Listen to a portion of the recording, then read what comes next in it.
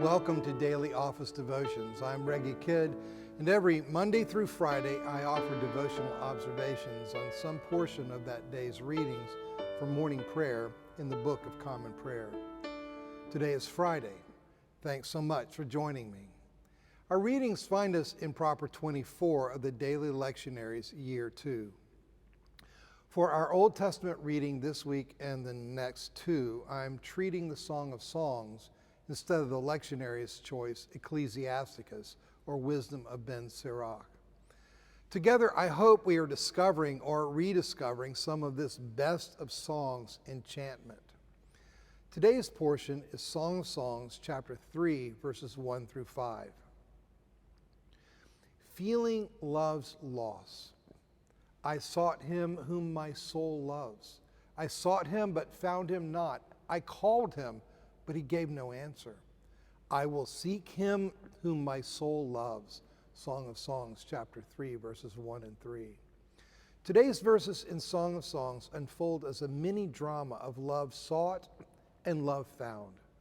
Night after night, our singer lies on her bed, longing for him whom my soul loves. Her pining drives her, unwisely no doubt, into the nighttime streets.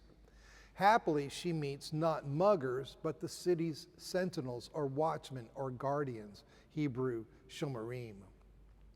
They have no answers as to the whereabouts of her lover. And suddenly, he whom my soul loves appears. She clings to him, and he brings her to her mother's home. And as she had done in the previous chapter, she warns her friends not to awaken love before its time. The logic of the story is hard to follow. It reminds me of trying to narrate a dream.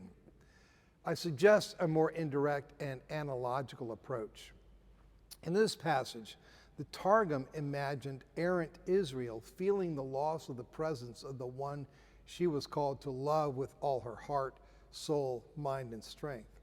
Even the sentinels, the watchmen, that is, Moses and the Levites, who are tasked in Deuteronomy chapter 33, verse 9, with guarding, shemaru, guarding the people through teaching, even they can only point to the mercy of God. Only the return of the presence will satisfy Israel's longing. Only the presence can bring Israel home. For Christian interpreters, our deepest longing has been answered. The bridegroom has come. As Jesus says in John chapter 3, verse 29, he who has the bride is the bridegroom. However, until Jesus returns for the consummation of Revelation chapter 19's marriage feast, there are long nights of the Christian's longing. Blessed be the gracious God who provides songs, this best of songs, and psalm upon psalm, for example, Psalms 4, 31, 91, and 139 for those nights. And parenthetically, in the best and most satisfying of marriages, there are periods of separation when there is longing. Keenly felt, too, are the yearnings of those called to singlehood and those widowed or divorced. The Song of Songs meets us in whatever state of need for love our life finds us. We're not always given the full picture. Seal up what the seven thunders have said and do not write it down, Revelation chapter 10, verse 4. Unfulfilled longings and unanswered questions are part of the Christian's experience. Fearsome images announce destruction upon the earth in Revelation chapters 8 and 9 in preparation for final judgment. And then in Revelation chapter 10, just when the reader is expecting some explanations, what do the various symbols mean? When does all this take place? We have a curious note. John is about to write down the meaning of seven thunders he has heard, only to be told, seal it up and don't write it down.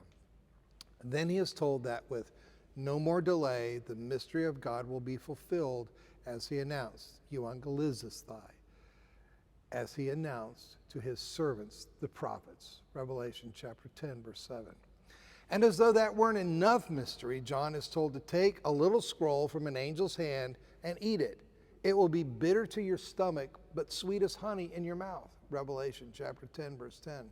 Finally, he's told he must resume prophesying about peoples and nations and languages and kings, Revelation chapter 10, verse 11. From this point on in Revelation, looking ahead for a moment, we will see the unfolding drama revolving around the contrasting destinies of the bride of Christ, chapters 12 and 19, and the whore of Babylon, Revelation chapters 17 and 18. For all the speculation about its details that the book of Revelation has brought in its wake, there are three simple messages Revelation wishes to convey. One, don't write it down. That is, we only get and apparently only need a limited amount of insight. Two, it was sweet as honey in my mouth. Nonetheless, we know that God is working a mystery that is good news. Ultimately, there will be release from all the pain for peoples and nations and languages and kings. And telling that story of victory and offering the hope of the gospel brings sweetness to our mouth. And then three, but when I had eaten it, my stomach was made bitter. Until that victory, death, destruction, and decay are part of earth's story, and thus what God's people must live through right along with everybody else. Persevering at Jesus' feet. Ask, search, knock. Luke chapter 11, verse 9. Mary's desires are superior to Martha's because, like the singer in the best of songs, she wants nothing more than to bask in the presence and to hear the voice of the one whom her soul loves. Mary's great privilege is to be in the room with the very one whom Israel's sentinels had long awaited. What an apt follow-up is the subsequent section containing the Lord's Prayer and the Lord's encouragement to persevere in prayer. Like Martha, we find life's distractions, some important, some unimportant, pressing upon us. Unlike Mary, we don't have the option of sitting physically at Jesus' feet and listening to his physical voice.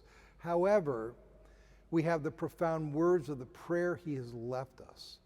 Furthermore, we have his promise that if we ask, search, and knock, we will find him faithful to give what we need, to be himself the end to our searching, and to open the door to his presence at our knocking. Be blessed this day.